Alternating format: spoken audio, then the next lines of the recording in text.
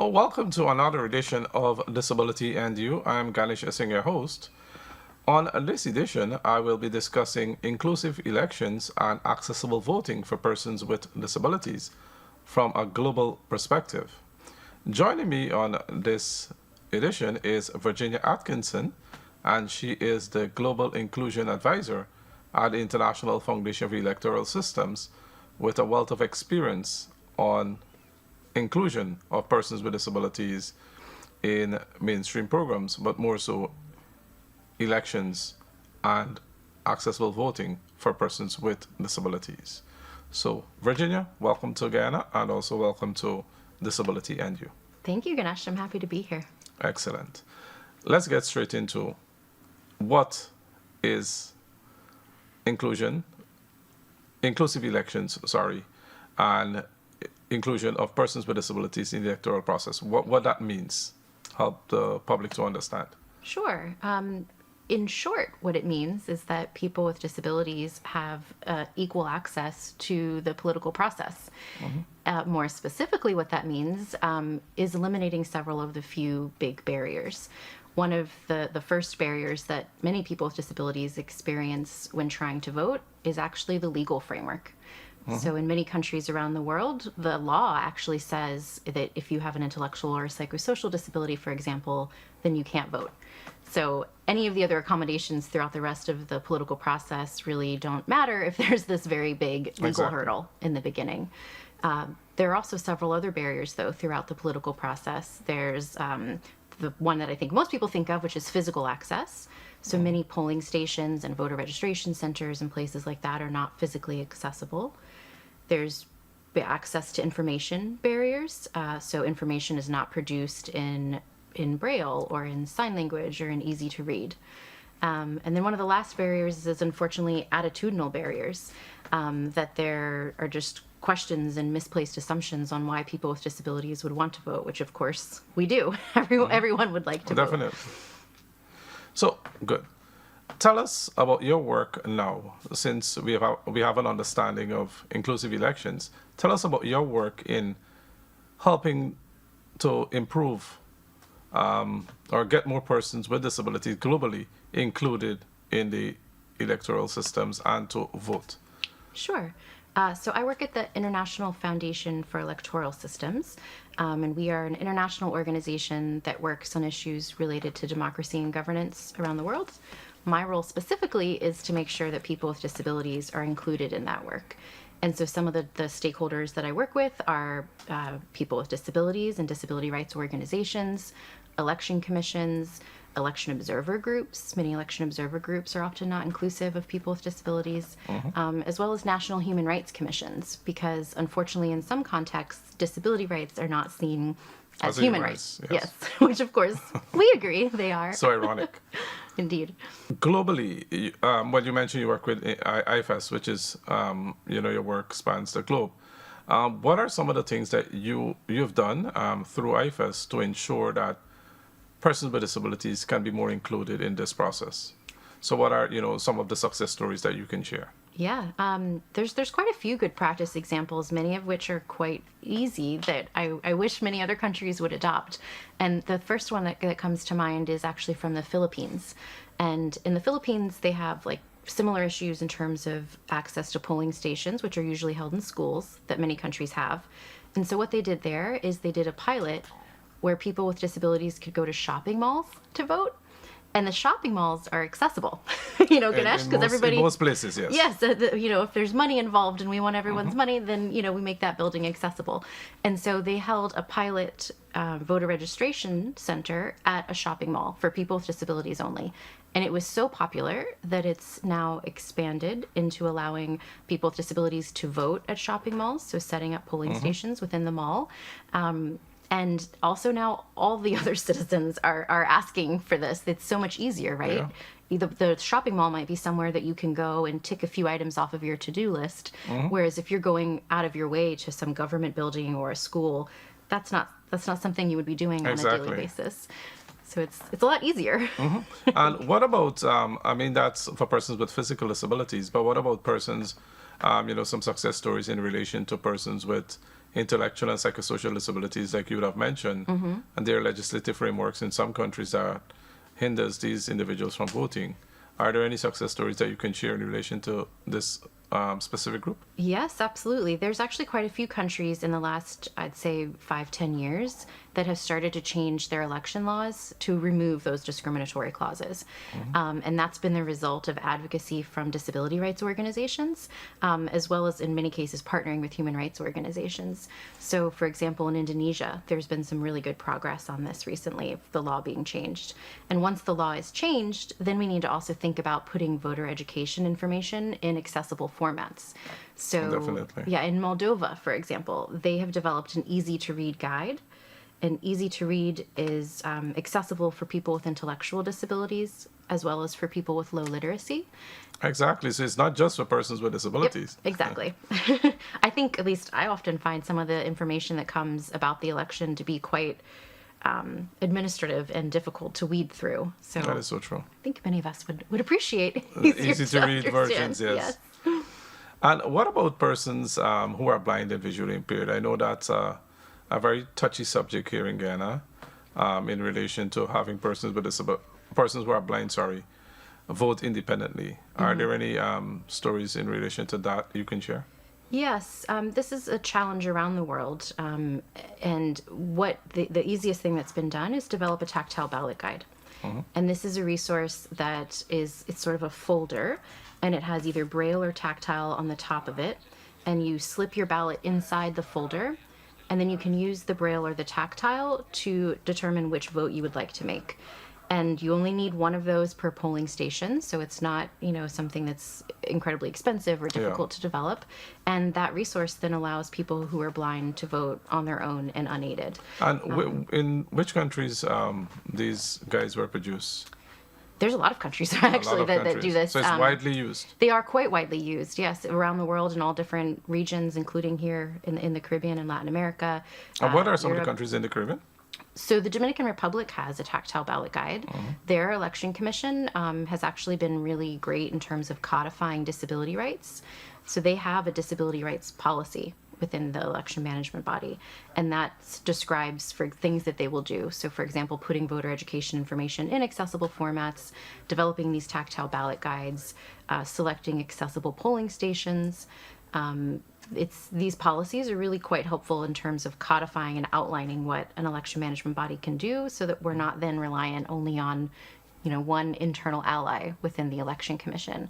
Something else that's happened, for example, in Kosovo, is they produced audio versions of the ballot.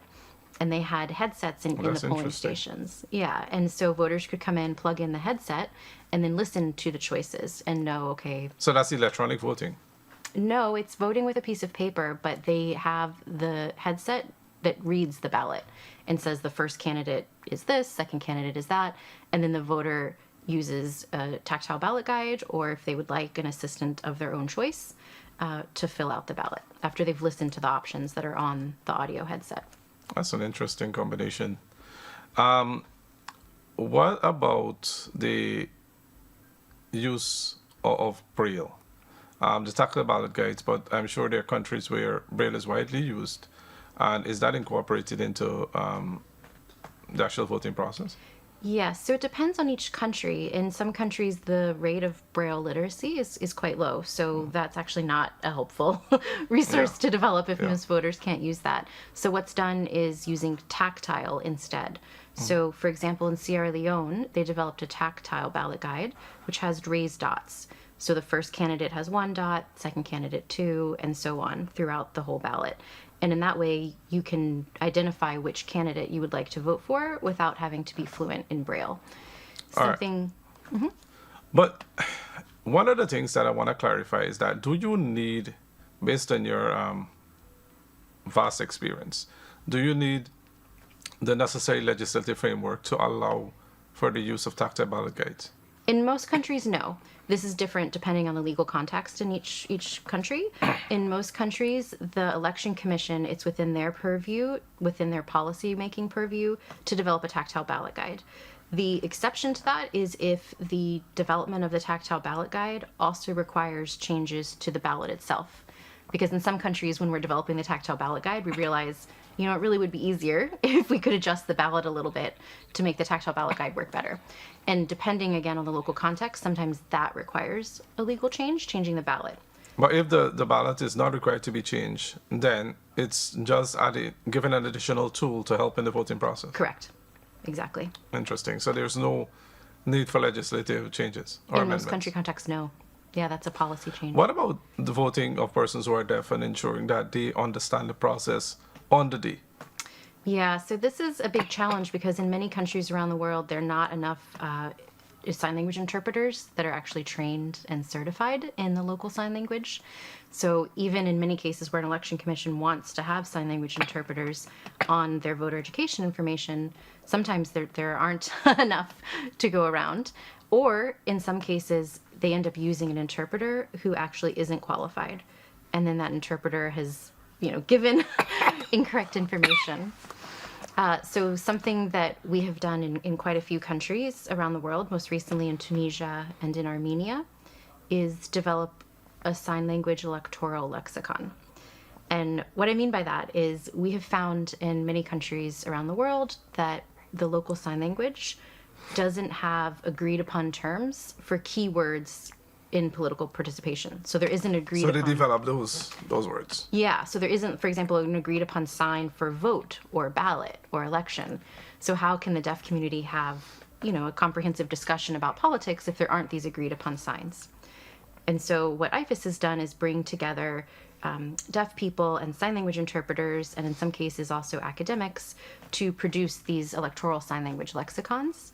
And then we share those on an app and make it widely available for free to the public. And also we share it with the Election Commission, so that the Election Commission is making sure to use these standardized terms in the voter education information that they're producing. And That's really quite interesting because we have the same situation here, where a lot of the terms, the interpreters are unable to interpret that for the deaf because of the absence.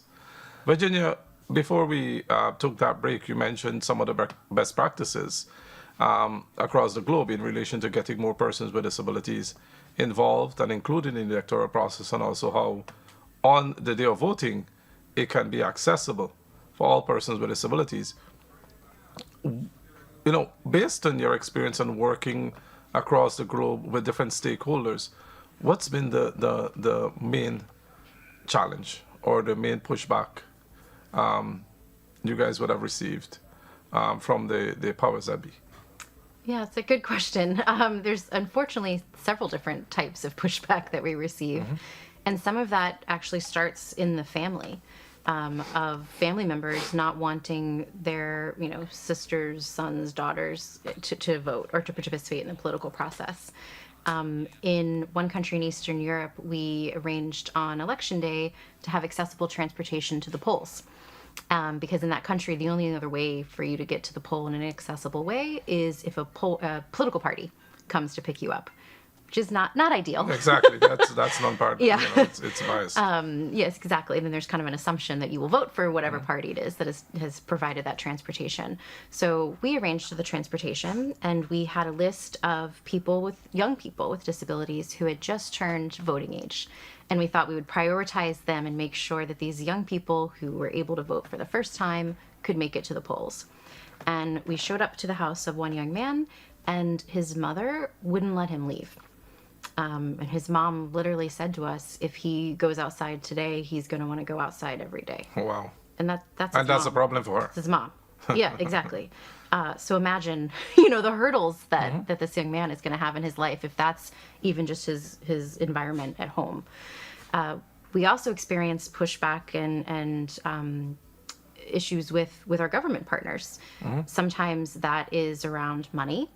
And the argument here, though, for us is that many of the accommodations that we're suggesting to make the process more inclusive help everyone. So, for example, if we put voter education information in easy to read, like we discussed earlier, that helps everyone. If we put voter education information in large font, that helps a big part of the population.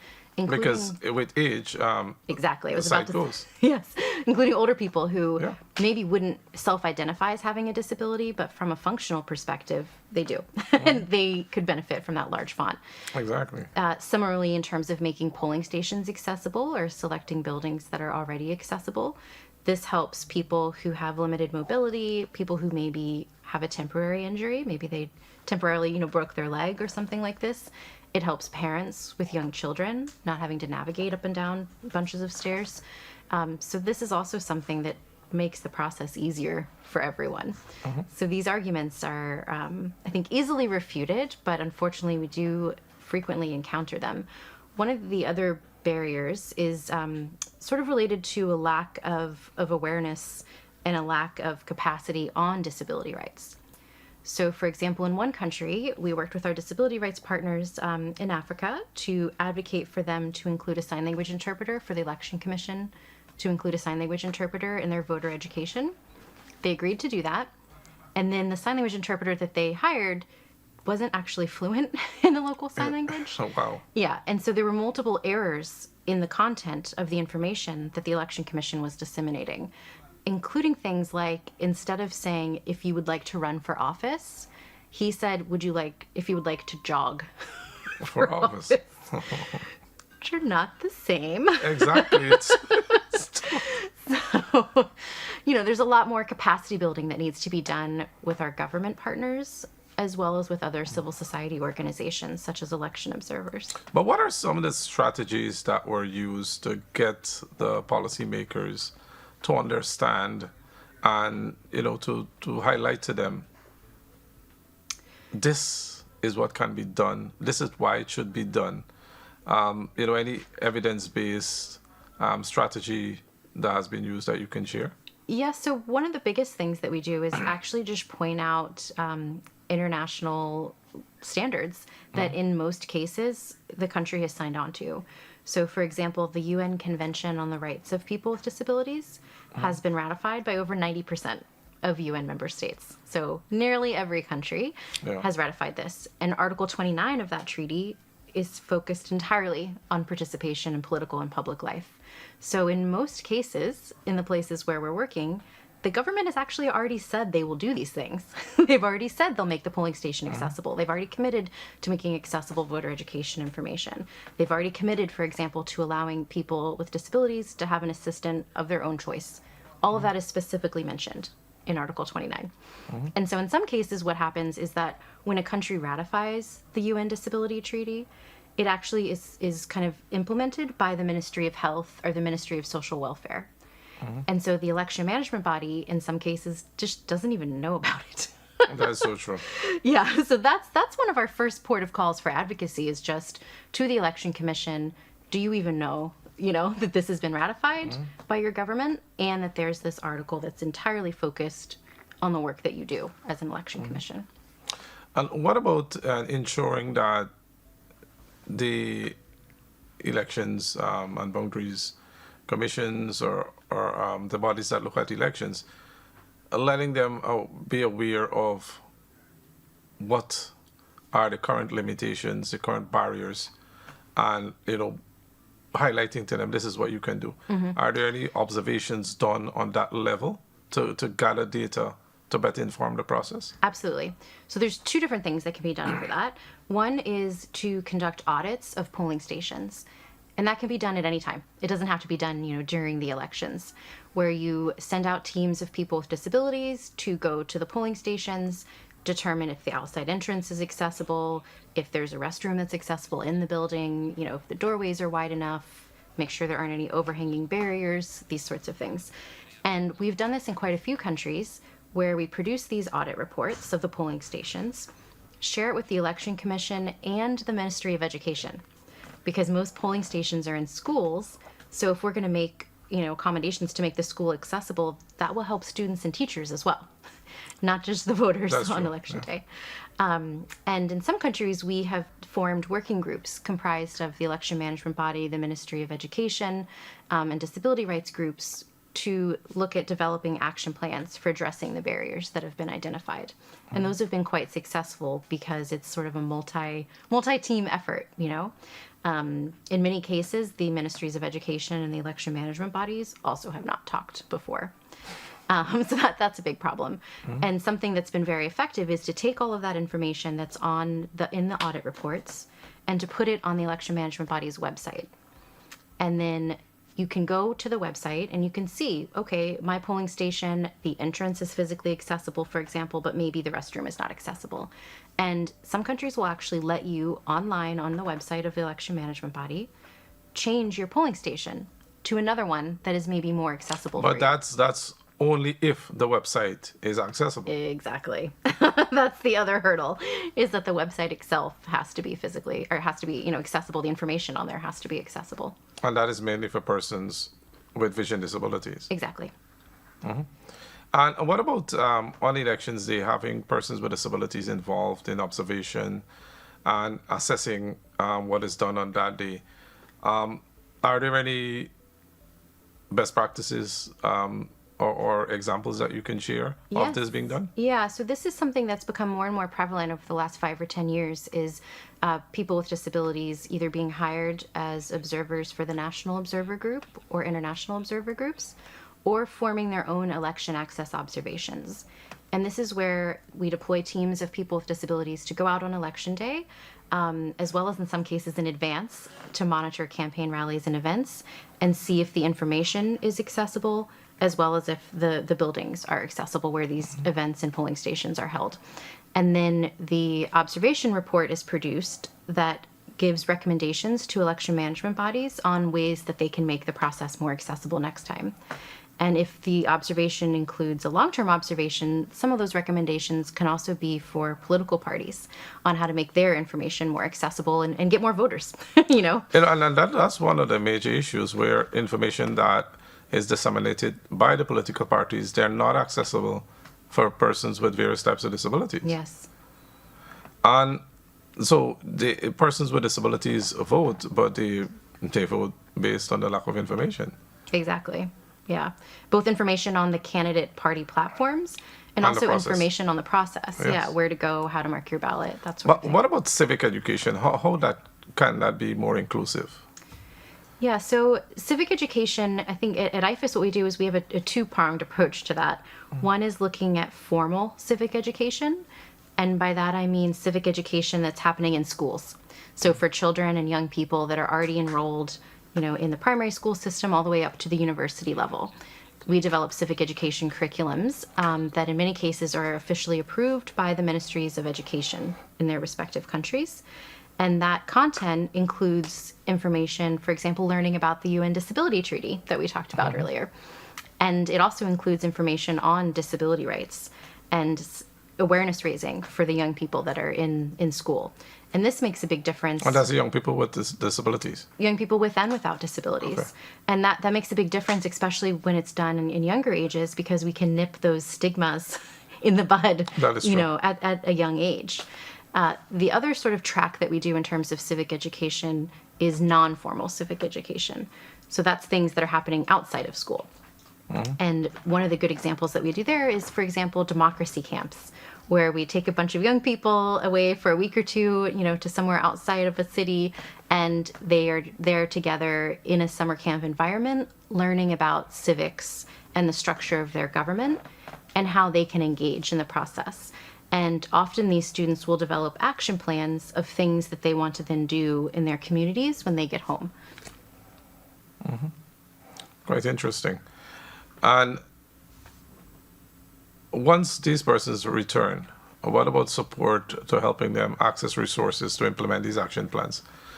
Is that something that's done? Yes, yeah. So one thing that we often do is hold career fairs for young people with disabilities specifically. And we'll gather relevant government bodies as well as civil society organizations in the private sector, because that's one area I think we haven't talked much about, is the private sector. And there's booths set up, and we have young people with disabilities. They could spend their day going around talking to each of the different companies or government bodies that are there, and learning about the work that they do. Sharing their CV, and these have actually resulted in people being hired. Something else that we do is internships. And quite a few people, young people with disabilities that have been placed in internships after participating in our civic leadership programs are actually hired, which is great because it's good for them on an individual level, that they have a job. Usually right after college is when we do this, or right after they finish, their high school learning. But also it's good for the bodies where they are, whether that be a private sector organization, a government institution, or a civil society group, because that person can then, help infiltrate disability rights awareness raising across that organization. And it helps to remove some of the stigma, remove some of the misconceptions that are there, because you have that person there, and they can see the ability. Virginia, before we wrap up, are there anything? Is there anything else that you want to share based on inclusive elections and accessible voting for persons with disabilities? I think the sort of lasting thing it would be great to leave your listeners with is that disability rights are human rights. So sort of coming back to where we started and ensuring that all of us take this on as responsibility. It shouldn't just be the responsibility of people with disabilities to advocate for inclusion. Ideally, we can all be allies in this process. And disability affects everyone. Exactly. It's one of the few minority groups that we can all join at any time. And that is something that the public needs to understand, that at any point in time someone can acquire a disability. Exactly. But Jen, I want to thank you very much for sharing, and I'm sure what was articulated would have been well received and would have changed a lot of let's just say the misconceptions that persons would have had, and also better inform them on how persons with disabilities can be more involved in the electoral process in a meaningful way. Thank you very much. Thank you for having me. Thank you.